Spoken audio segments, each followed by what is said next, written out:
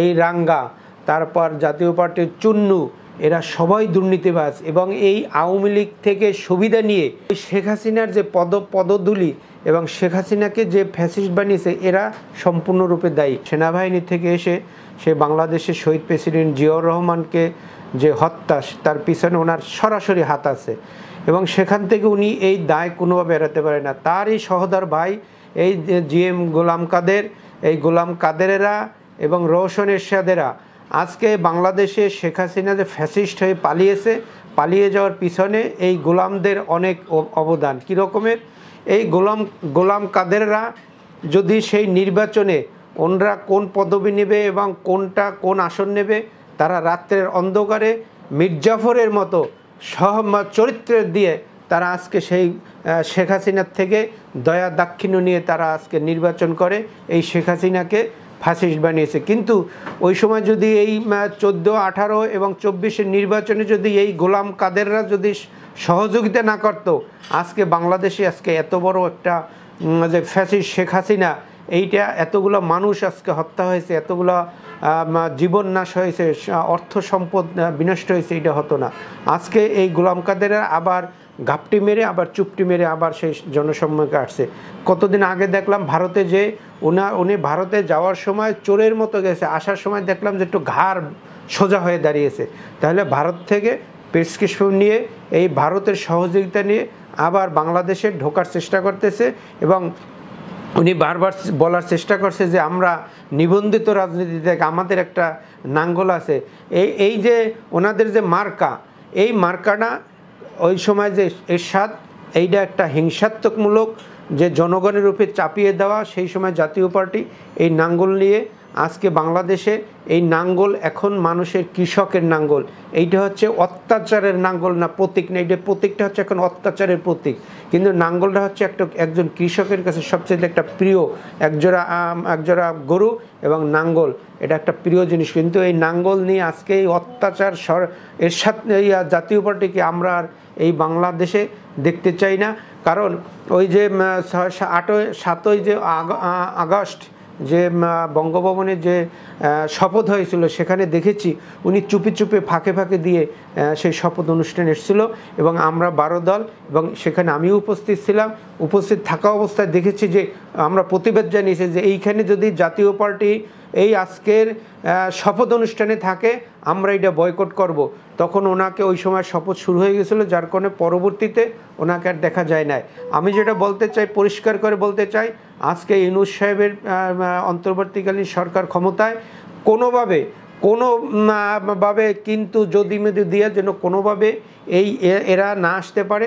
এদের এই গোলাম কাদেরকে দ্রুত যদি গ্রেপ্তার করে আইনের কাছে সোপর্দ করা যায়, আমি মনে করি বাংলাদেশ একটা অন্যতম একটা ইউনূস সাহেবের ভালো কাজের একটা দক্ষিণা পাবে। না হয় এরা আবার এই ভারতের প্রেসক্রিপশন নিয়ে বাংলাদেশকে বিতর্কিত করার জন্য আবার যে ওনার বাড়ি দিয়ে শুরু করছে, যে এইটা আমি মনে করি এইটা ওনার একটা চালবাজি এবং ওনার তৈরি করা যে বাড়িতে যে সন্ত্রাসী আক্রমণ হয়েছে সেটা আমি মনে করি ওনার নিজের সৃষ্টি।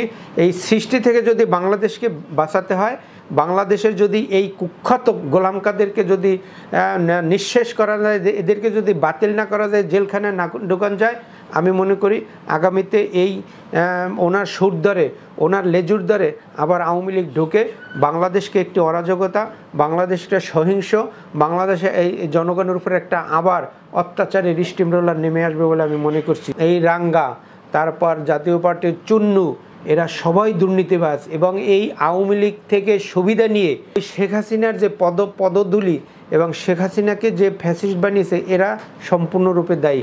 তো সেক্ষেত্রে এই যে জাতীয় পার্টি আজকে বাংলাদেশের, আমি মনে করি বিএনপি আগামীতে যদি ক্ষমতা আসে তাহলে এদের যদি এই মুহূর্তে ইউনূস সরকার সহনশীলতা বা উদার দেখায়, আমি মনে করি এখানে এই জিএম কাদেরের নামে মামলা হচ্ছে। অনেকে বলার চেষ্টা করতেছেন যে আমরা তো কোথাও মানে ওইভাবে যে ফ্যাসিস্ট হয়েছি বা কোথাও বাংলাদেশের কোনো ধরনের যে ক্ষতি করেছি সেইটা তো কোথাও দৃশ্যমান নাই।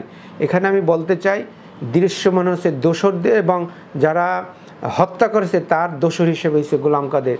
জাতীয় পার্টি যারা অন্যতম একটা দোষর, সেক্ষেত্রে অবশ্যই আইনের আওতায় আনা উচিত। এবং যারা বলার চেষ্টা করছে যে আমাদের তো কোনো ধরনের কোনো বাংলাদেশের প্রতি আমরা কোনো সময় মানে বাংলাদেশের বিরুদ্ধে ছিলাম না, সার্বভৌমত্বের প্রতীক ছিলাম, কিন্তু তারা হয়েছে সবচাইতে নিকৃষ্ট এবং শেখ হাসিনার অন্যতম একজন সঙ্গী। এই সঙ্গীকে নিয়ে আর একটা যদি চেষ্টা করতেছে, তাকে এই মুহূর্তে আইনের আওতায় যদি না আনা হয়, আমি মনে করতেছি বাংলাদেশে আবার একটা সংঘাতের দিক যাবে, যে সংঘাত ওনার বাড়ি দিয়ে শুরু করছে। এই মুহূর্তে আমি যেটা শুনতে পারলাম, পত্রিকায় দেখলাম যে গণ অধিকারের উপরে একটা হামলা করছে, এবং এই হামলার থেকে আবার পাল্টা হামলা হবে, হামলা হলে একটা সহিংসতার দিকে যাবে। তো এই জন্যে স্বরাষ্ট্র উপদেষ্টার উচিত জিএম কাদেরকে যদি আইনের আওতা আনা হয়, এবং এই চুন্নু সাহেব, ফিরোজ রশিদ আছে, এবং আগের যে বাণিজ্য মন্ত্রী ব্যারিস্টার আনিসুল ইসলাম, এরা হচ্ছে সম্পূর্ণ ভারতের তৈরি, ভারতের আপনার তাদের জন্ম হয়েছে বাংলাদেশ, কিন্তু ভারতের প্রেসক্রিপশন থেকে, ভারতের সহায়তা, ভারতের সাহায্যে এরা চলে। এই জন্য এদের এক পা হচ্ছে বাংলাদেশে, আর একটা পা হচ্ছে ওই ভারতে।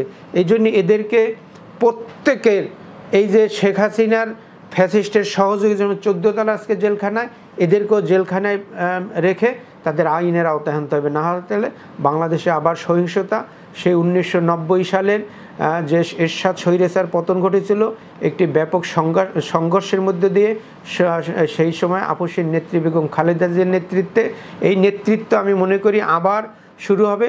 যদি এই মুহূর্তে একটা অন্তর্বর্তীকালীন সরকার যদি একটা রোডম্যাপ তৈরি করে যে ডিসেম্বরের ভিতরে নির্বাচন, এই নির্বাচন যদি ঘোষণা করা না হয়, আমি মনে করি এইটার একটা সংঘাতের দিকে যাচ্ছে। এই সংঘাতের স্টেক হোল্ডার এই জাতীয় পার্টিও এর সুবিধা নেওয়ার চেষ্টা করতেছে।